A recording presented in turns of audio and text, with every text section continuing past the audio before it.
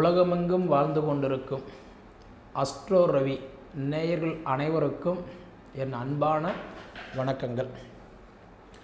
நான் பாரம்பரிய ஜோதிடர் பா. ரவிக்குமார். இப்போ ஜூலை மாதத்துக்குண்டான மாத பலன்களை பற்றி தான் இந்த காணொலியில் பார்த்துட்ருக்குறேங்க. இந்த 2025 வரக்கூடிய இந்த ஜூலை மாதம் அப்படின்றது சிம்ம ராசியில் பிறந்தவங்களுக்கு என்னென்ன மாற்றங்களை கொடுக்க போகிறாரு அப்படின்றத பற்றி தான் கொஞ்சம் ஆதாரப்பூர்வமாக நம்ம இந்த காணொலியில் பார்த்துட்ருக்குறோங்க. அதே மாதிரி இதுக்கு முன்னாடி நம்ம சேனலை சப்ஸ்கிரைப் பண்ணாதவங்க சப்ஸ்கிரைப் பண்ணிக்கோங்க. ஏன்னா அதே மாதிரி ஸ்கிப் பண்ணாத பாருங்கள். நம்ம என்ன சொல்ல வரோம் அப்படின்றது கொஞ்சம் முழுமையாக நீங்கள் தெரிஞ்சுக்கணும்னா ஸ்கிப் பண்ணாத பாருங்கள், சரிங்களா? அதே மாதிரி பார்த்திங்கன்னா சிம்ம ராசிக்கு அதிபதி யார் அப்படின்னு பார்த்திங்கன்னா சூரிய பகவான். பொதுவாக பார்த்திங்கன்னா வச்சுக்கோங்களேன், அதாவது நெருப்பு ராசி அப்படின்னு சொல்கிறவர் இன்றைக்கி யாருன்னா சூரியன் தான். அதாவது ஹெட்வெயிட்டான கிரகம்னு நம்ம சொல்லுவாங்க. நிறைய பேர் என்ன சொல்லுவாங்கன்னா சூரியன் அதாவது சிம்ம ராசிக்கு அதிபதி சிங்கம், அதனால தான் அவர் பிடிவாதம் கோபம் எடுத்தமா கமுத்தமானு பேசுகிறது முன்கோபக்காரு அப்படின்னு சொல்லுவாங்க. அதெல்லாம் கிடையாது. ஆனால் சிம்ம ராசிக்கு அதிபதி யாருன்னா சூரிய பகவான். சூரிய பகவான் அப்படின்னா ஒரு பெரிய ஒரு எப்படி சொல்கிறது ஒரு சிஎம்னை கூட வச்சுக்கோங்க. அப்போ என்ன ஆகுதுன்னா யாரு கூடயுமே கை கோத்து நடக்காத ஒரு ராசி யாருன்னா பார்த்தா சிம்ம ராசிக்கு அதிபதி சூரியன் தான். அதாவது ஸ்டேட்டஸ் பார்க்குறவர், கௌரவத்தை பார்க்குறவர், அதுபோல் ஒரு ஸ்டேட் ஃபார்வர்டு கொண்டவர் யாருன்னா சூரியன் தான். அதனால் சூரியன் பொறுத்த வரைக்கும் மேக்சிமம் பார்த்திங்கன்னா எல்லாருக்கூடையுமே அவர் பகையாக தான் இருப்பார். ஏன்னா அவர் தான் பெரிய ஆளாச்சே. அவர் நட்பாக இருக்கக்கூடியவர் யாருன்னா தனுசு ராசி, அடுத்தது கும்பராசி, மீனராசி. இந்த 3 ராசிக்கு மட்டும்தான் அவர் கொஞ்சம் நட்பானவர். மற்றபடி எல்லாருக்குமே அவர் கொஞ்சம் பகையானவர் தான், சரிங்களா? இப்படியாப்பட்ட சிம்ம ராசிக்காரங்க பார்த்திங்கன்னா எப்பயுமே யோசிக்கிற திறன் அதிகமாக உள்ளவங்க யாருன்னா சிம்ம ராசிக்காரங்க தான். எப்படின்னா இப்போ நான் ஒரு விஷயம் சொல்கிறேன் உங்ககிட்ட, அந்த விஷயம் நான் ஒரு அர்த்தம் தான் உங்களுக்கு சொல்லுவேன். ஆனால் அதை நீங்கள் 2 அர்த்தமாக எடுத்துக்குவீங்க. அது இப்படி இருக்குமா இல்லை இது இப்படி இருக்குமா, இவர் சொல்கிறத நடக்குமா இல்லை நடக்காதா. ஏன்னா எதாக இருந்தாலும் மனசில் வச்சுக்க மாட்டீங்க. அது நல்லதோ கெட்டதோ உடனே செயல்படுத்தி விடுவீங்க, சரிங்களா? இன்றைக்கி ஏன்னா சிம்மராசிக்காரங்களை பொறுத்த வரைக்கும் பிடிவாதம், 2வது தான் பிடிச்ச முயலுக்கு சிலருக்கு 3 காலன்ற மாதிரி கொஞ்சம் முன்கோபம், எப்பயுமே பார்த்தீங்கன்னா ஸ்டேட் ஃபார்வர்டு. நம்ம என்ன சொல்கிறோம், ஸ்டேட் ஃபார்வர்டு எப்பயுமே மனசில் வச்சுக்க தெரியாது. கொடுக்கணுன்னா அது எதாக இருந்தாலும் உடனே கொடுத்துருவீங்க. அந்த மாதிரி ராசி தான் இந்த சிம்ம ராசி. பொதுவாக இந்த சிம்ம ராசிக்காரங்களுக்கு எப்பயுமே ஒரு விஷயம் மட்டும் உங்கள் வாழ்க்கையில் மறக்கவே மாட்டீங்க, அதிலிருந்து வெளியில் வரவும் மாட்டீங்க. எப்படின்னா கஞ்சி குடித்தா கூட சொந்த காலில் நிற்கணும். அதே மாதிரி மற்றவங்க கை எதிர்பார்க்கக்கூடாது.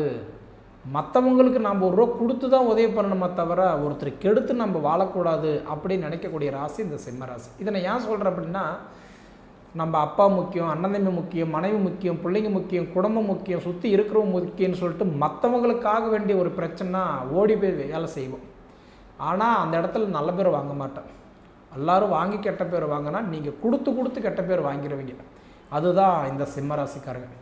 பொதுவாக இந்த சிம்ம ராசிக்காரங்க எப்படின்னா பால் வெள்ளை பால் டேர் வெள்ளை, பால் குடிச்சிடலாம், பால் டேர் குடிக்க முடியாதில்ல, கருத்ததெல்லாம் பால் வெளுத்ததெல்லாம் தண்ணின்னு சொல்லி எல்லாருமே நம்பி கெட்டு போயிட்டீங்க. எனக்கு தெரிஞ்சு சிம்ம ராசிக்காரங்க அதாவது சந்தோஷமாக இன்றைக்கி 4 காசு வச்சுருக்கிறவங்க 4 பேர் அப்படின்னா சிரமப்படுறவங்க 96 பேர் இருப்பாங்க. காரணம் என்னென்னா தனக்குன்னு ஒரு 4 காசு வச்சுக்க தெரியாது.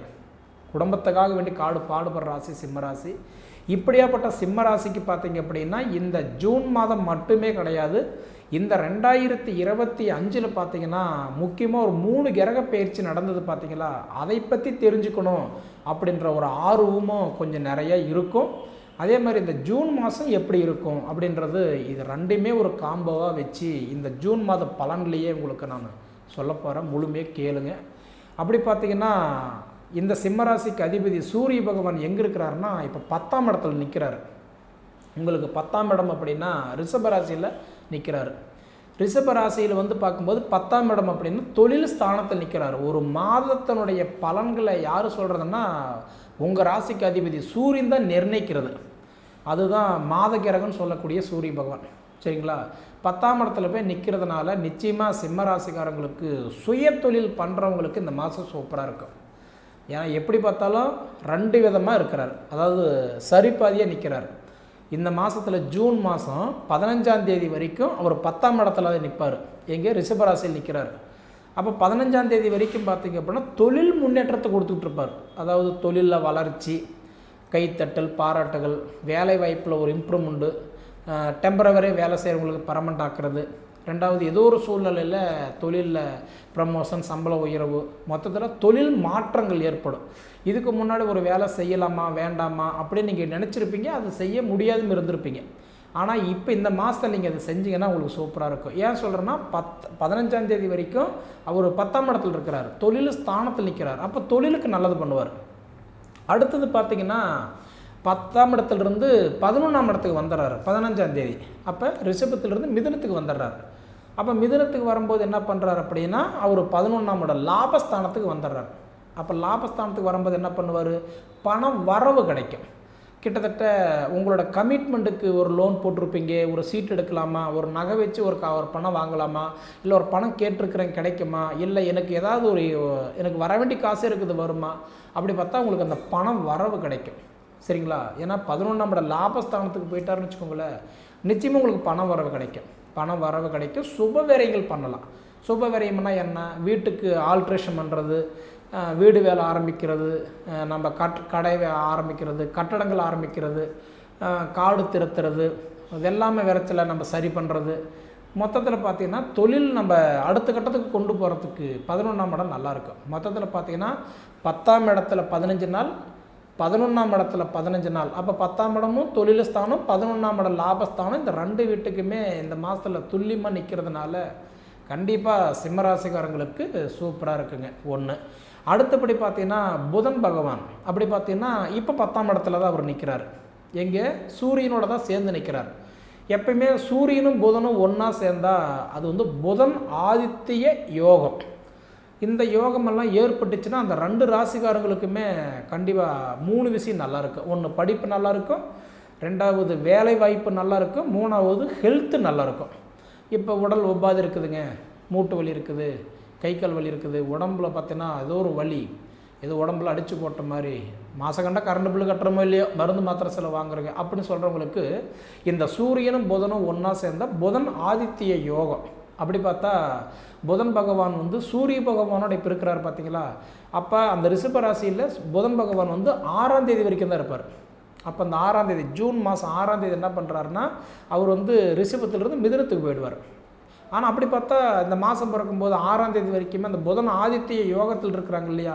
அப்போ உங்களுக்கு படிப்பு நல்லாயிருக்கும். குறிப்பாக சிம்மராசிக்காரங்களுக்கு ஒரு நல்ல ஸ்கூல் கிடைக்குமா, இல்லை நல்ல காலேஜில் ஒரு சீட் கிடைக்குமா, இல்லை நம்ம நினச்ச மாதிரி ஒரு நல்ல ஸ்கூலில் படிக்க வைப்பாங்களா, இல்லை படிப்போமா, நல்ல மார்க் எடுப்போமா அப்படின்ற ஒரு கனவு இருக்கும். அதே மாதிரி படிச்சுட்டு நல்ல வேலை கிடைக்குமா, ஏன்னா உழைப்புக்கு தகுந்த உயர்வு இல்லை, வயசுக்கு தகுந்த வளர்ச்சி இல்லை, முயற்சி பண்ணுறேன் எனக்கு செட் ஆகலை, எப்படியோ எல்லோரும் மாதிரி நானும் படிக்கிறேன், வேலைக்கு போகிறேன், சம்பாதிக்கிறேன், சாதிக்க முடியலையே அப்படின்ற அந்த குழப்பம் இருக்கக்கூடிய சிம்மராசிக்காரங்களுக்கு இந்த புதன் ஆதித்ய யோகம் உங்களுக்கு கண்டிப்பாக ஒரு நல்ல ஒரு வளர்ச்சி கண்டிப்பாக கொடுத்துருவார். 12 மாதங்கள் இருக்குது அப்படின்னா 12 படின்னு வச்சுக்கோங்களேன். முதல் படி நம்ம ஏறுற வரைக்கும் தான் கொஞ்சம் சிரமம், ஏறிட்டோம்னா அடுத்தடுத்த படி ஈஸியாக போயிடலாம்.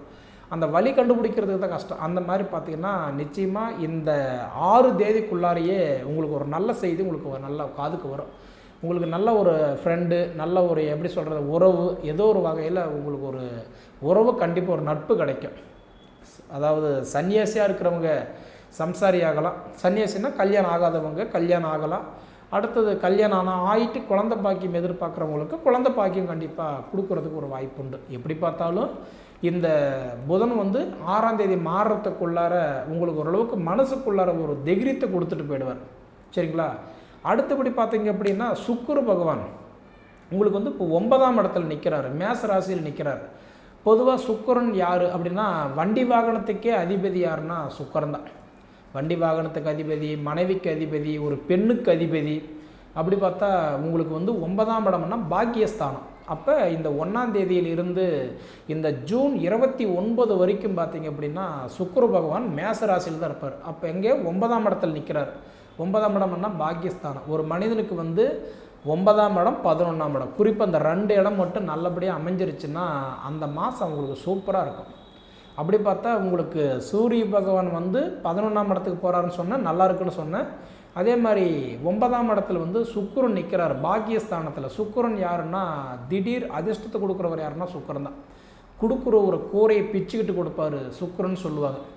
உனக்கு என்னப்பா சுக்கிரன் சடிச்சிருச்சு அப்படின்னு சொல்கிறாங்க இல்லையா, அதுபோல் சுக்கிர பகவான் வந்து இப்போ 9ஆம் இடம் பாக்கியஸ்தானத்தில் இருக்கிறதுனால கண்டிப்பாக இந்த வண்டி வாங்கணும், காரு வாங்கணும், இல்லை மாற்றணும், தொழில் தொடங்கணும், பணம் வரணும், இல்லை ஏதோ ஒரு வகையில் நமக்கு ஒரு ஆதாயம் எதிர்பார்க்குறேன், என் அடுத்த கட்டத்துக்கு போகிறதுக்கு நான் வந்து ஒரு கமிட்மெண்ட்டை எதிர்பார்த்துட்ருக்குறேன், கண்டிப்பாக உங்களுக்கு இது நடக்கும். ஏன் சொல்கிறேன் அப்படின்னா சுக்கிரன் அதிர்ஷ்டக்காரகன் 9ஆம் இடத்துல உட்காந்துருக்கிறார். யார் வீட்டில்?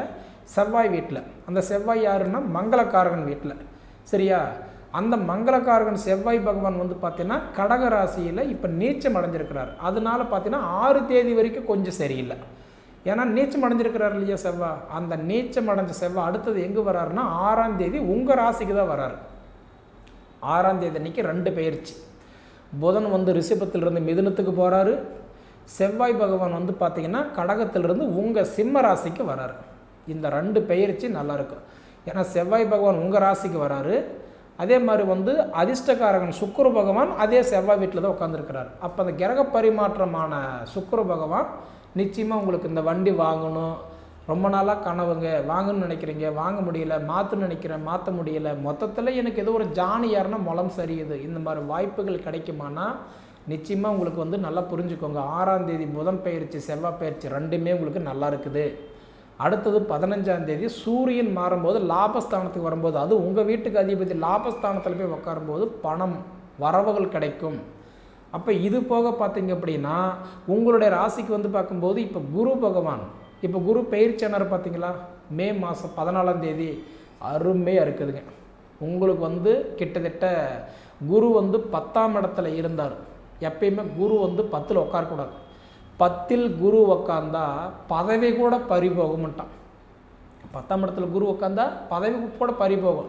2024 மே மாதம் 1ஆம் தேதியிலிருந்து 2025 மே மாதம் 14 தேதி வரைக்குமே உங்களுக்கு டைம் சரியில்லை. ஏன்னா குரு வந்து உங்களுக்கு 10ஆம் இடத்துல இருந்தார். அதாவது கொத்து வேலை செய்யிலிருந்து ஐடி கம்பெனி வரைக்கும் வேலை செஞ்சவங்களுக்கு கூட பார்த்தீங்க அப்படின்னா இந்த 1 வருட காலத்தில் நிறைய பேருக்கு வேலை பறி போயிருக்கும், வேலையில் பிரச்சனை கொடுத்துருக்கோம், டென்ஷன் கொடுத்துருக்கோம், நஷ்டத்தை கொடுத்துருக்கோம், கணவன் மனைவிக்குள்ளார அண்டர்ஸ்டாண்டிங் இதனால் பிரிஞ்சிருப்பீங்க, கருத்து வேறுபாடு கொடுத்துருக்கோம். மொத்தத்தில் ஏதோ ஒரு சூழ்நிலையில் சில பிரச்சனையெல்லாம் பார்த்துருப்பீங்க. ஏன்னா அதெல்லாம் உங்களுக்கு முடிஞ்சு போச்சு. கிட்டத்தட்ட இந்த 2025 மே மாதம் 14ஆம் தேதி குரு பகவான் ரிஷபத்திலிருந்து இப்போ மிதுனத்துக்கு வந்துட்டார். அப்போ உங்கள் ராசிக்கு 11ஆம் இடம் லாபஸ்தானத்துக்கு குரு வந்துட்டார். அப்போ இந்த குரு பகவான் வந்து பார்த்தீங்கன்னா லாப குருவோ வந்திருக்கிறாரு. 92% நீங்கள் சொந்த வீட்டில் உட்காரக்கூடிய வாய்ப்புண்டு, மண்மனை வாங்கக்கூடிய வாய்ப்புண்டு, வீடு வாசல் கட்டக்கூடிய வாய்ப்புண்டு. வெளிநாடு போகிறதுக்கு முயற்சி எடுத்திங்கன்னா வெளிநாடு போகலாம். வெளிநாடு முயற்சி எடுக்கிறவங்களுக்கு இப்போ வெளிநாடு போகிற வாய்ப்பு உண்டு. அதே மாதிரி வீடு கட்டணும்னு நினைக்கிறவங்களுக்கு கண்டிப்பாக கட்டக்கூடிய யோகம் உண்டு. இது போக பார்த்தீங்க அப்படின்னா காடு திருத்தணும், அதாவது நல்ல ஸ்கூலில் படிக்க வைக்கணும், நல்ல இடத்துல கட்டி கொடுக்கணும், அவங்களுக்கு ஒரு செட்டில்மெண்ட் பண்ணணும், பிள்ளைங்களுக்கு ஒரு நல்ல ஒரு பாதுகாப்பு வழி காட்டி கொடுக்கணும்னு நினைக்கிறவங்களுக்கெல்லாம் பார்த்திங்கன்னா இப்போ ஒரு சூப்பரான நேரம். கிட்டத்தட்ட இந்த குரு பயிற்சி சிம்ம ராசிக்காரங்களுக்கு சூப்பராக இருக்குது. இதில் மாற்றமே இல்லை. சரிங்களா? சனி பயிற்சி எப்படிங்க இருக்குதுன்னு பார்த்தீங்கன்னா சுத்தமாக நல்லா இல்லை. ஏன்னா சனி பகவான் மார்ச் 29 கும்பத்திலிருந்து மீனத்துக்கு போய் உட்காந்து இப்போ உங்களுக்கு அஷ்டமத்து சனியே வந்திருக்கிறார். அதனால் அஷ்டமத்து சனியில் நஷ்டங்கள் பண்ணிட்டு போயிடுவார். அதனால் முடிஞ்ச வரைக்கும் அதாவது அசையாத சொத்துக்கள் பண்ணுங்கள். காடு வாங்கலாம், வீடு வாங்கலாம், வீடு கட்டலாம், கல்யாணம் பண்ணலாம், இதுபோல் அசையாத சொத்துக்கள் பண்ணுங்கள். அசையும் சொத்துக்கள் வேண்டாம். ஆசை அதாவதுன்றது அதிர்ஷ்டம், இது 2 நம்பி எந்த காரியம் செய்யாதீங்க. சனி பயிற்சி நல்லா இல்லை. சரிங்களா? ஏன்னா இன்றைக்கி அஷ்டமத்து சனி ஆரம்பித்ததுனால கொஞ்சம் கவனமாக இருக்கணும். அதே மாதிரி கலஸ்தர ராகு திருமணத்துக்கு ஏற்பாடு பண்ணிகிட்டு இருக்கக்கூடிய சிம்மராசிக்காரங்களுக்கு ராகு பகவான் சப்போர்ட் பண்ணுவார். ஏன்னா கலஸ்தர ராகு கல்யாணம் இப்போ பொண்ணு பார்த்துட்ருக்குறோம், எனக்கு செட் ஆகலை, எனக்கு நான் பார்க்குற நேரம் அவங்களுக்கு கல்யாணம் ஆகிடுச்சு, எனக்கு ஆகலை, அதே மாதிரி பார்த்தீங்கன்னா என்ன பார்த்துட்டு போன நேரம் அவங்க நல்லா இருக்கிறாங்க, அவங்களுக்கு கல்யாணம் ஆயிடுச்சு, எனக்கு ஆகலை அப்படின்னு நினைக்கிறவங்களுக்கு இந்த உடைய மே மாதம் 18ஆம் தேதி ராகு பகவான் மீனத்திலிருந்து கும்பத்துக்கும் கன்னி ராசி அதாவது இருந்து வந்த கேது பகவான் உங்கள் ராசியில் தான் வந்து உட்காந்துருக்கிறார். அதனால் கலஸ்தர ராகு திருமணத்துக்கு மட்டும் உங்களுக்கு சப்போர்ட் பண்ணுறார். ஆனால் கேது பகவான் ஜென்மத்தில் வந்து உட்காந்துட்டார். நான் ஏற்கனவே சொல்லியிருக்கேன், ஜென்மத்தில் வந்த கிரகம் செருப்பல் அடித்தாலும் போவாது. அப்போ ஜென்மத்தில் வந்து கேது உட்காந்ததுனால என்ன பண்ணுவார், வர காசு வரல, கொடுத்ததை வாங்கலை, கட்டதை வச்சதை திருப்ப முடியல, குடும்பத்துக்குள்ளார அமைதி இல்லை, மொத்தத்தில் எல்லாம் இருந்து ஒரு அனாதை போல் என்ன எடுத்த ஆர்டர் கம்ப்ளீட் பண்ண முடியல. இதில் ஒரே ஒரு விஷயம் என்னென்னா, சனி பயிற்சி பார்த்தா அஷ்டமத்து சனி, உங்களுக்கு சனி பயிற்சி நல்லா இல்லை. அடுத்தது பார்த்தீங்கன்னா ராகு கேது பயிற்சி உங்களுக்கு சுத்தமாக நல்லா இல்லை. ராகு மட்டும்தான் கலஸ்தரஸ்தானத்தில் உட்காந்ததுனால திருமணத்துக்கு மட்டும் பரவாயில்லை. ஆனால் இந்த 3 பயிற்சியில் உங்களுக்கு நல்லா இருக்கிறது யாருன்னா, இன்னும் 1 வருஷத்துக்கு சப்போர்ட் பண்ணுறவர் யாருன்னா குரு மட்டும்தான், இந்த குரு பயிற்சி மட்டும்தான். சரிங்களா? அப்போ இது போக பார்த்தீங்கன்னா நான் முன்னே சொன்ன மாதிரி சுக்கிரன் உட்காந்த இடம் பரவாயில்லை, புதன் மாறக்கூடிய நேரம், செவ்வாய் மாறக்கூடிய நேரமும் உங்களுக்கு நல்லா இருக்குது. ரெண்டாவது பார்த்துட்டிங்கன்னா உங்களுக்கு அடுத்தபடி உங்களுக்கு சனி பகவான் உட்காந்துருக்கக்கூடிய இடம் வந்து பார்த்திங்க அப்படின்னா 8ஆம் இடத்துல உட்காந்ததுனால முடிஞ்ச வரைக்கும் கொஞ்சம் ஹெல்த்து நல்லா பார்த்துக்குவோம். ஏன்னா 8ஆம் இடம்னா ஆயுள் ஸ்தானம். ஒரு மனிதனுக்கு 8ஆம் இடம் அப்படின்றது ஆயுள் ஸ்தானம், நம்மளோட உடல் உபாதைகள், நம்ம ஹெல்த்து பார்த்துக்கிற இடம். அப்படி பார்த்தா மூட்டு வலி, முதுகு தண்டு பிரச்சனை, எலும்பு தேய்மானம், நரம்புக்கு சம்மந்தப்பட்ட பிரச்சனை, சனி பகவான் போய் ஹெல்த்து பார்த்தாருன்னா ஏதோ ஒன்று கொடுத்துக்கிட்டே இருப்பார். அதனால் சளி, ஜுரம், இரும்பல் எது வந்தாலும் உடனே நீங்கள் போயிட்டு அது ட்ரீட்மெண்ட் எடுத்துக்கணும். அசால்ட்டாக விட்டுட்டிங்கன்னா சிறுசு பெருசாகும். சரிங்களா? அது எது எப்படியோங்க, சிம்ம ராசிக்காரங்களுக்கு சனி பயிற்சி நல்லா இல்லை, ராக்கேது பயிற்சி நல்லா இல்லை, குரு பயிற்சி மட்டும்தான் உங்களுக்கு டாப்பில் இருக்குது. சரிங்களா? இது போக நான் சொன்ன மாதிரி 6ஆம் தேதி வரைக்கும் கொஞ்சம் பொறுமையாக இருங்க. 6ஆம் தேதிக்கு மேலே நீங்கள் வந்து பார்த்தீங்க அப்படின்னா உங்களுக்கு இந்த செவ்வாய் பயிற்சி, புதன் பயிற்சிக்கு அப்புறம் உங்களுடைய வாழ்க்கையில் நிறைய மாற்றங்கள் நீங்கள் பார்க்கலாம். சரிங்களா? இது நீங்கள் என்னன்றது கண்டிப்பாக அனுபவித்து பார்த்து கண்டிப்பாக சொல்லுங்கள். சரிங்களா? சரி நேயர்களே, இதுபோல் காணொளிகள் உங்களுக்கு பிடிச்சிருந்தால் நம்ம சேனலை சப்ஸ்கிரைப் பண்ணிக்கோங்க, உங்கள் நண்பர்களுக்கு ஷேர் பண்ணுங்கள். ஜோதிட சம்மந்தப்பட்ட கேள்விகள் ஏதாவது இருந்தால் காண்டாக்டில் என்னோடய நம்பர் கொடுக்குறேன், நீங்கள் எனக்கு கால் பண்ணி கேட்கலாம். மேற்கொண்டு உங்களுக்கு ஏதாவது கமெண்டில் சொல்லணும்னா நீங்கள் சொல்லுங்கள், நான் தெரிஞ்சுக்கிறேன். இது போக உங்கள் பொன்னான நேரத்தை ஒதுக்கி இவ்வளவு நேரம் என்னோடய காணொலியை நீங்கள் முழுமையாக பார்த்ததுக்கு மனசிலிருந்து கேட்டுக்கிறேனுங்க. நன்றி.